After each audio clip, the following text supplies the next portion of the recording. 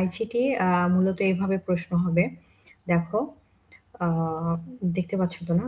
আচ্ছা, আমি এখন জুম করে একটু বোঝায় দেব তোমাদেরকে। আমাদের আইসিটি মানে information and communication technology full form, হ্যাঁ? আর শর্ট হচ্ছে আইসিটি। তো এটা আমরা সবাই পরিচিত কারণ আমরা এইচএসসি তেও এটা পড়েছি। খেয়াল করো তথ্য যোগাযোগ পদ্ধতি।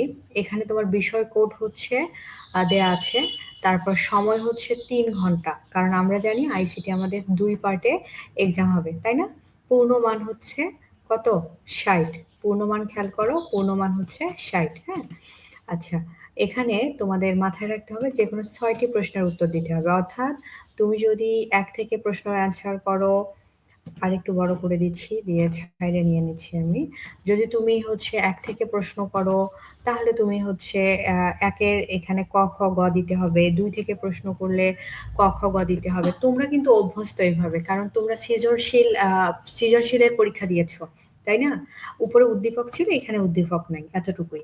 তাহলে দেখো এখানে ১ নাম্বার প্রশ্নে কি দেয়া আছে? ক নাম্বার দেখো, তথ্য এবং তথ্য ও যোগাযোগ প্রযুক্তি কি? ক্ষয়ে দেয়া আছে তথ্য ও যোগাযোগ প্রযুক্তির উপাদানসমূহ আলোচনা করো। গয়ে দেয়া আছে তথ্য ও যোগাযোগ প্রযুক্তির সুবিধা এবং অসুবিধা বর্ণনা করো। খুবই ইজি। তারপরে ২ নাম্বার দেখো, সিস্টেম ইউনিট বলতে কি বোঝায় কয়ে? আচ্ছা, তার আগে একটু বলি, তোমরা সবাই জানো যে তোমাদের টোটাল হচ্ছে অনার্স ফার্স্ট ইয়ারের আইসিটিতে আমি তোমাদের নোটে দিয়ে দিচ্ছি। ১ম অধ্যায় হচ্ছে তথ্য ও যোগাযোগ প্রযুক্তি, আইসিটি ও কম্পিউটার সিস্টেমের পরিচিতি। ২য় অধ্যায় হচ্ছে কম্পিউটার, হার্ডওয়্যার অ্যান্ড সফটওয়্যার। তারপরে হচ্ছে এটা হচ্ছে তোমার পার্ট 1 এ বেসিক পার্ট। তারপরে হচ্ছে ২ নম্বর কি কম্পিউটার, হার্ডওয়্যার অ্যান্ড সফটওয়্যার। তারপরে পার্ট 2 এ আছে অ্যাপ্লিকেশন সফটওয়্যার। হ্যাঁ? অফিস প্রোগ্রাম অর্থাৎ চ্যাপ্টার ৩ হচ্ছে ওয়ার্ড প্রেসিং, তারপরে অ্যাপ্লিকেশন পরিচিতি, এমএস ওয়ার্ড। চ্যাপ্টার ৪ এ আছে তোমার স্প্রেডশিট অ্যাপ্লিকেশন, এমএস এক্সেল। তারপরে আছে চ্যাপ্টার 5 এ প্রেজেন্টেশন অ্যাপ্লিকেশন, পাওয়ার পয়েন্ট। তারপরে পার্ট 3 তে আছে তোমার ইন্টারনেট অ্যান্ড সিকিউরিটি অর্থাৎ privacy and security, cyber security. Chapter সাথে আছে তোমার হচ্ছে ইন্টারনেট কমিউনিকেশন অ্যান্ড ইনফরমেশন, তোমার হচ্ছে আ ইনফরমেশন মানে যোগাযোগ ও তথ্য আহরণের জন্য ইন্টারনেটের ব্যবহার। অ্যাডভান্স টেকনোলজি অ্যান্ড ক্যারিয়ার নিয়ে আছে পার্ট ৪ এর ২ টা চ্যাপ্টার। তোমার হচ্ছে ইমার্জিং প্রযুক্তি মানে ডাটা, আ আ কৃত্রিম বুদ্ধিমত্তা আছে, মেশিন লার্নিং আছে। তারপর হচ্ছে ডাটা অ্যানালিটিক্স আছে। তারপর চ্যাপ্টার ৯ আছে ফ্রিল্যান্সিং, অনলাইন ক্যারিয়ার ডেভেলপমেন্ট।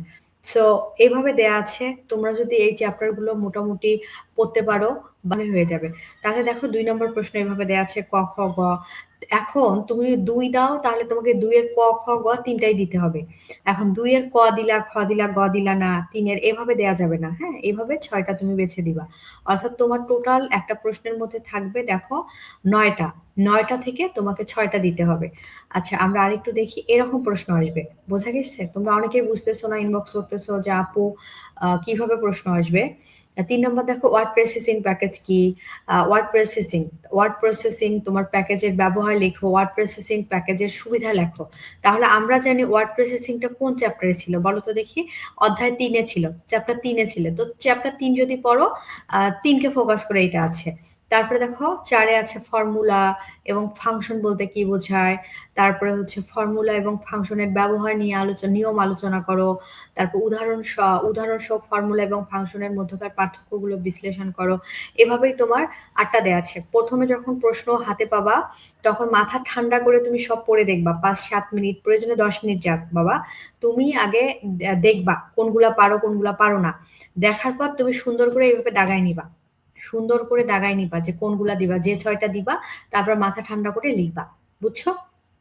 তো ঠিক আছে। আমি তোমাদের অলরেডি নোটে প্রিভিয়াস না কিছু ইম্পোর্টেন্ট কোয়েশ্চেন এড করে দিয়েছি। ওই কোয়েশ্চেন গুলো যদি আমরা সমাধান করি তাহলে আইসিটি তে আমাদের A+ নিশ্চিত হবে। জিপিএ টা ভালো হবে ইনশাআল্লাহ। ইনশাআল্লাহ, ইনশাআল্লাহ।